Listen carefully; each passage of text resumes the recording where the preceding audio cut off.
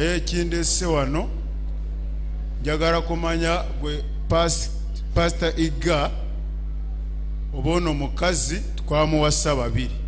Sebo nkwegayide kabasooke bampe katebe.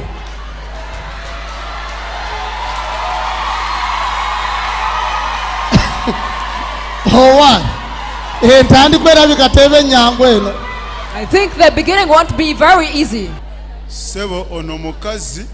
Sir, this woman, maze naye emyaka 3. I've spent 3 years with her. Naye myaka 3. But in those 3 years, zembadde naye buli kaseera abarooza Pastor Iga. all the time he's thinking about Pastor Iga. Abange. Oh. Muntebe njamu. Am I still be? Genda maaso. Continue. Kati gwe ssebo Ono Mukazi gwe namuwasa nemupangisiriza ennyumba e Kampala. When I married this wife and I rented a house in Kampala for her. Ogende naye Sir, wanji damumpulire wanji bino simanyi buli weyebaka mu kitanda. Whenever this woman sleeps, ateeka mu kifuba ekifaananyi she kya puts Pastor Iga. this picture in your chest, in her chest. The picture of Pastor Iga. Bitambara bya Pastor Iga. He has all that for Pastor Iga. Sabunde zanaaba za Pastor Iga. The soap she uses is for Pastor Iga.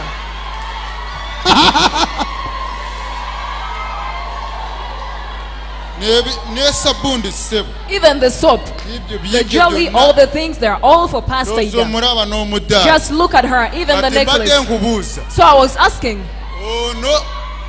omukazi wange bwe yabeera she's my wife. n'ebintu bye bibino mbireese mubeere babiri. But now since she loves you, I want you to be together. She's over there.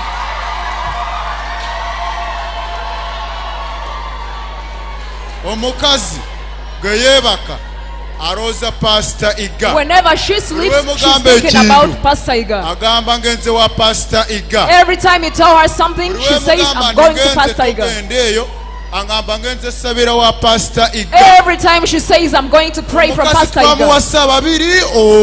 Are we all her husbands? Oh. Just explain to me, mister.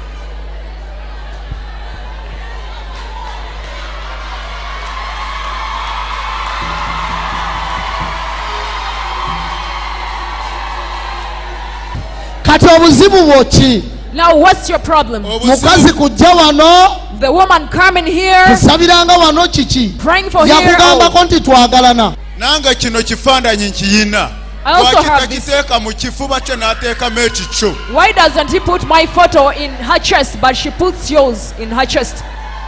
Nange nina ebifaananyi. I also have photos. Abeera n'ekikyo. But she's always putting yours in the chest. Takukwasaamu akukuba mugongo kye kikunyiiza. Akuba omugongo. Aha. Kye kinyiiza. That is what annoys him. Omusajja simusumbuwa ekiri kimu buba. Buba. Buba. Yeri musumbuwa. Yeri musumbuwa. Segundi. Okimanyi nti omukazi ono mulungi. Do you know that this woman is very beautiful? Mukazi ono mulungi. She's beautiful. Era nange nagenda omuwasa ndaba mulungi naye geba yeteeka mu Pastor Iga By the babeere time I wamu. married her, I also saw she was beautiful, but she's never talking about Pastor Iga. Omukyala. Lady, bakumpadde. they've given you to me. Tekangumira muri Katonda mbeere nsamba Mukama ajja kumpa omusajja wo. Let me stay here. I know God will give me the husband I want. Okay. Kakati ekizibu. Now the problem. Omukazi toyagala asabire wano. You don't want your wife to pray from here. Should we fix it? Omukazi toyagala asabire wano. Mukazi wo omwagala naye toyagala asabire wano. You love your wife but you don't love her to fellowship from here. Is it so? Kati ffe tumugaana okukomawo wano. Ogenda kubeera naye waka. Bayibuli egamba tugondere abaami baffe. I suggest let us be humble. Omukazi alina okugondera amateeka ga bbaawe. Wemuteesa ki? Omukazi ayimirira ne Katonda we. Oli musajja munnange ebbuba likendeeze. Kaakati omukazi omusonyiwa kyetaagisa ki? What do you need to forgive your wife? omukazi omusonyiwa nga bw'oli pastor As you're a oyinza pastor, tusalirawo you can decide for us. oba osobera beera naye simanyi. If you can stay with her, I don't know. Nyabo Lady, okya ogenda n'omusajja wo oba gwe oyagala kusabira wano? wakiri ngu akkiriziza ngu mbeere nsabira muno. at least if she accepts that I bwakkiriza nti approach you from osabira wano here, mugenda mwenna mujja kubeera mwenna. if he accepts to stay akkiriziza naye here, n'alokoka n'abeera asabira muno. Ekiteeso ky'omukazi